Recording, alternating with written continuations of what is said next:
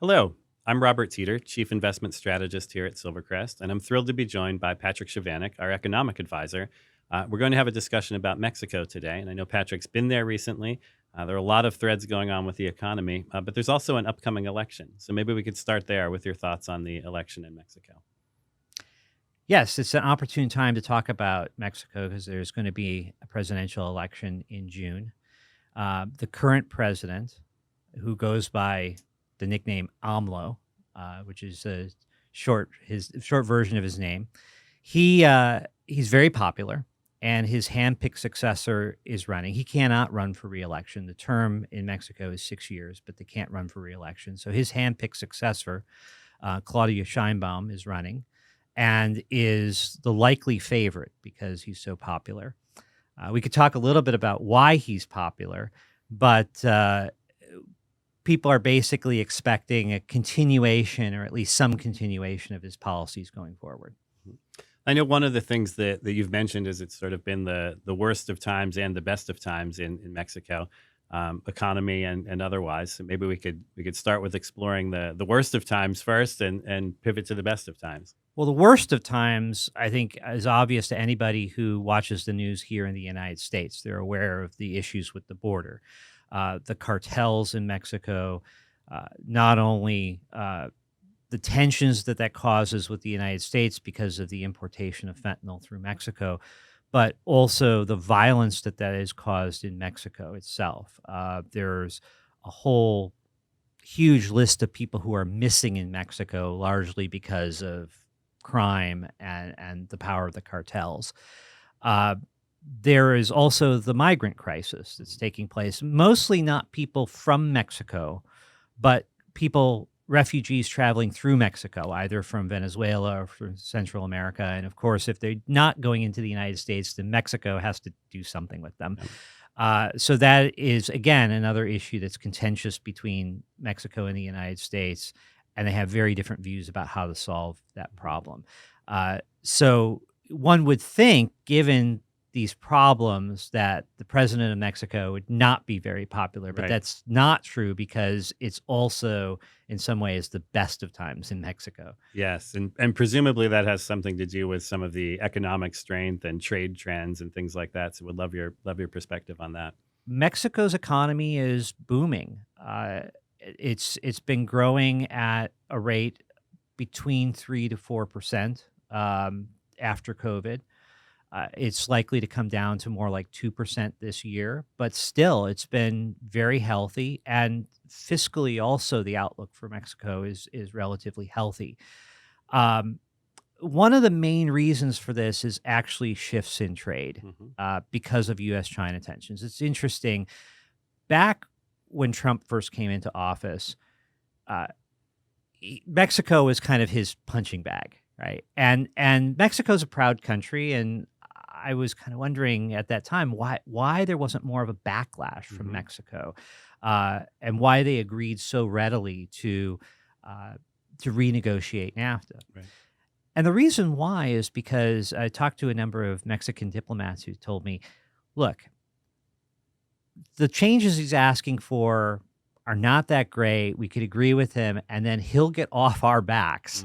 And Trump's ire, will shift towards China. And Mexico will be the primary beneficiary of any kind of trade tensions with China. So just agree to whatever he wants and then have him shift his focus onto China, and we will then thrive. And that is how it's played out. And the key term here is friendshoring. Right. That because of the U.S.-China trade war, also because of COVID, a lot of companies in the United States are very sensitive about their supply chains, particularly coming from China, and want to move them towards someplace more secure. And that place has been Mexico. Also, rising wages in China have made Mexico more competitive as a source of supply. So those two things combined have really led to a boom on the U.S.-Mexican border. The same place that's the focus of all these problems has also become a huge conduit for trade. And if you look at the freight figures, we had someone come in and brief us on freight trends, Right. and the freight shipments across the U.S. Mexico border have really taken off, especially in the wake of COVID. And Mexico has been a huge beneficiary of that, and it's carried over throughout the Mexican economy. Right. And it seems like that's something that could be durable as well, not sort of just a short time, one off burst of activity, but rather a long lived trend. Do you have any thoughts on the trend continuing in terms of increased friendshoring and increased activity between the U.S. and Mexico? Well, the outlook for U.S. China tensions is not good. They're not going to go away anytime soon. And in fact, I was just talking to a friend who he's Taiwanese and he exports. He's based in Shanghai and he's Hmm. exporting from China, sundry goods. Hmm. And he said that many of the larger U.S. retailers are really putting pressure now not to source from China. Now, of course, Vietnam might be a beneficiary, but Hmm. again, Mexico is going to be a beneficiary of that. So we're seeing a further intensification of that trend, not a shift away from it. Right. Yeah, very interesting.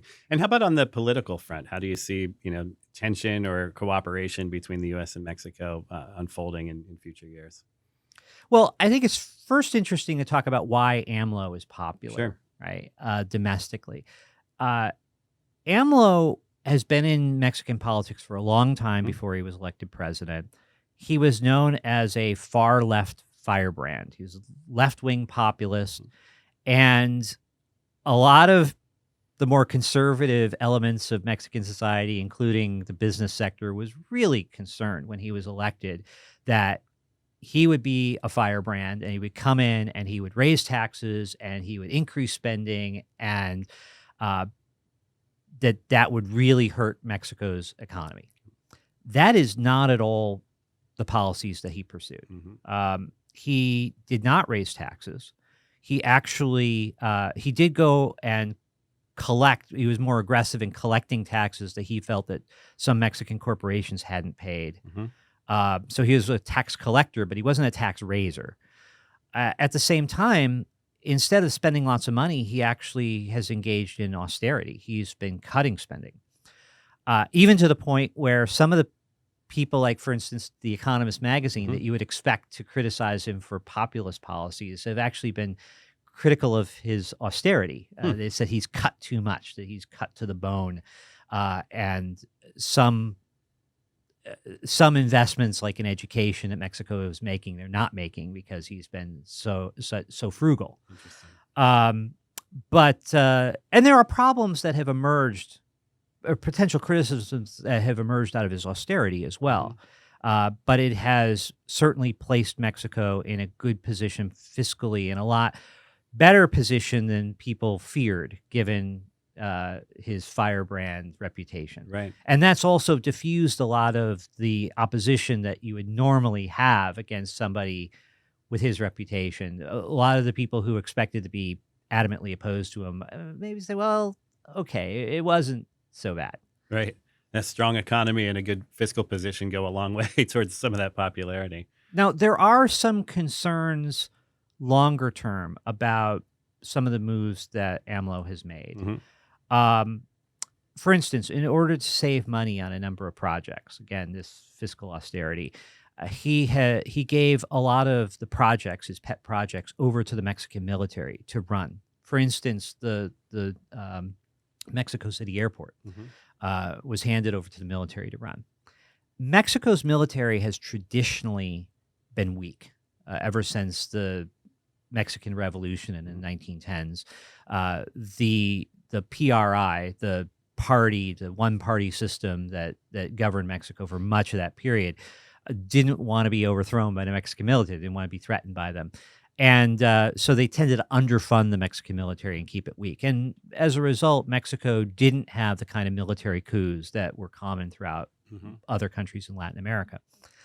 Uh, so by handing over this power now, this economic base, to the Mexican military, some people worry that maybe he's creating a monster, that at some point the Mexican military is going to have a lot more heft to throw around in Mexican society and politics. That hasn't really manifested itself yet, but but that's a concern. And certainly when I was traveling around Mexico, you do notice a greater military presence. Now, part of that is because he's used it also to crack down on the security situation in Hmm. Mexico. But the Mexican military is more prominent than it was for a long time. Okay. And some people worry about what the long-term implications of that could be.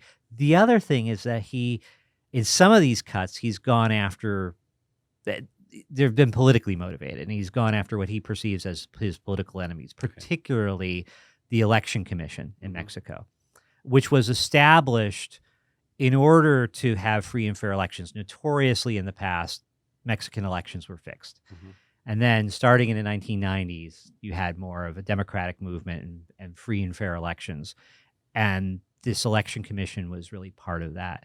Uh, AMLO, when he ran for president previous times, thought that he won and claimed that he won when the election commission decided that he lost. And so he really had it in for them. He felt that they were kind of personal enemies. And so he gutted the election commission. And that gave rise to some protests in Mexico um, because of the concerns about what that would mean for the future of free and fair elections in Mexico. All that said, because the economy is booming, his approval ratings are around 70%. Wow. So there's 30% who are still very unhappy about these things and very concerned about what the implications are, but that's not enough to shift the winds against him politically. Right. And you'd mentioned your travels and a little bit about seeing the military presence. Were there obvious signs of the economic strength? Did things seem to be pretty lively in terms of your travels there and things you encountered as you traveled through the country? I'm sure it varies by region.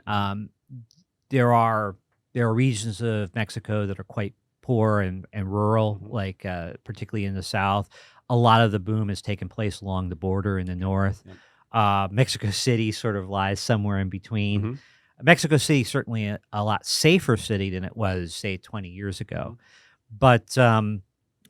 But yeah, what I did notice was a lot of grassroots support for AMLO and for his protege, who's Yeah. running in the election, Claudia Sheinbaum.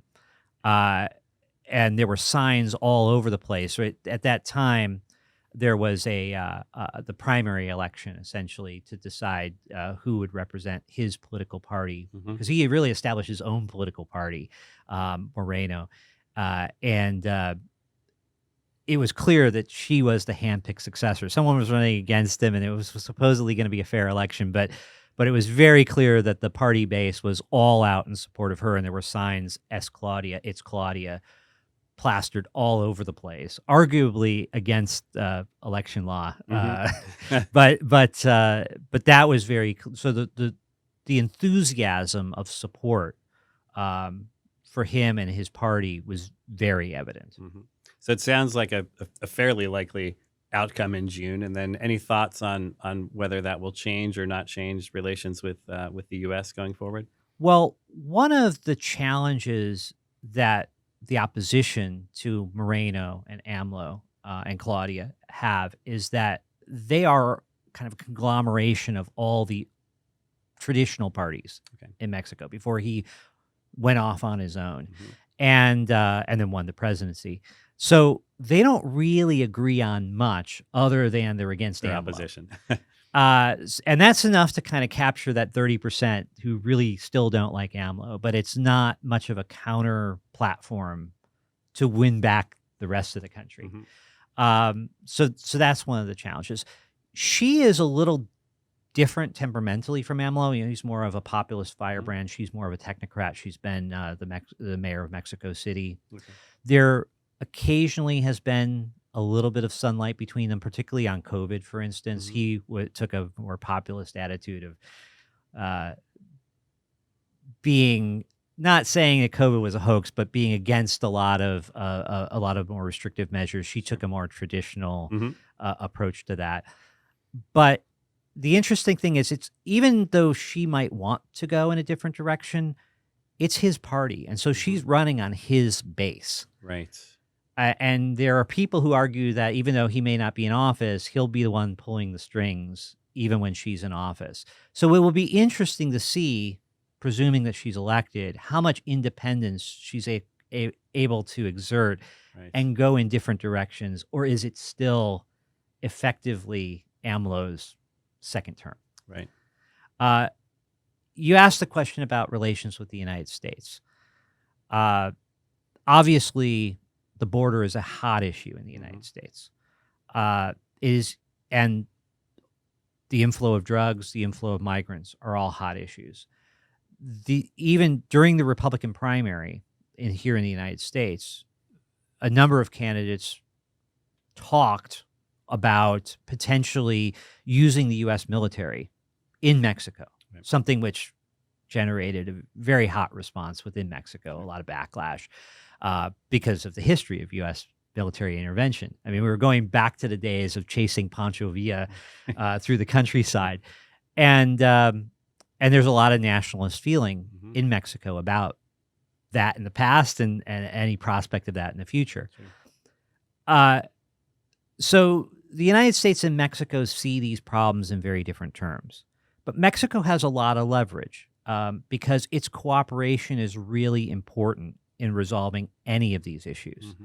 Obviously, it's got its hands full with the cartels.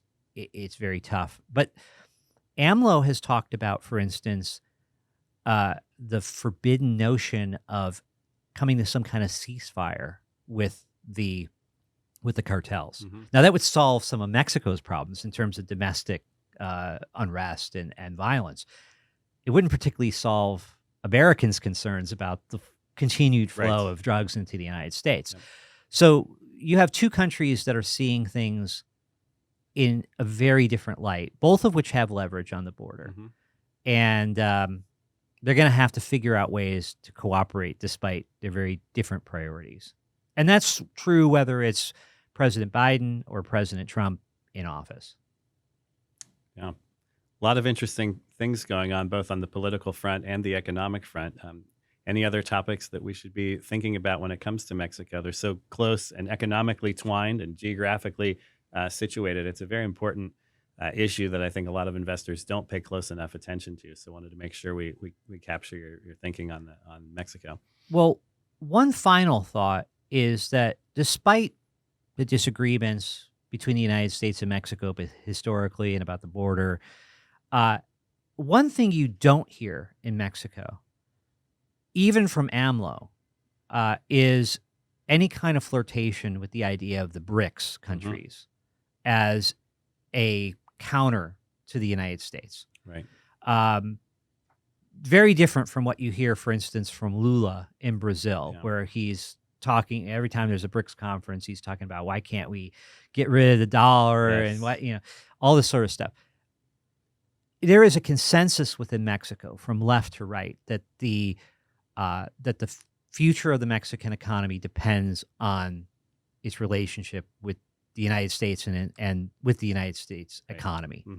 So nobody is talking about, well, we'll go with China. China is actually the rival, the trade rival with the United States. So it's very different from what you might hear in the rest of what they call the global South, right? Especially from the left wing, about flirting with China or others against the United States. That is not at all the situation in Mexico, despite all the differences that we might have over some of these issues, which is very interesting because the reason why Mexico is booming is because of its tie to the U.S. economy. They want the U.S. economy to thrive.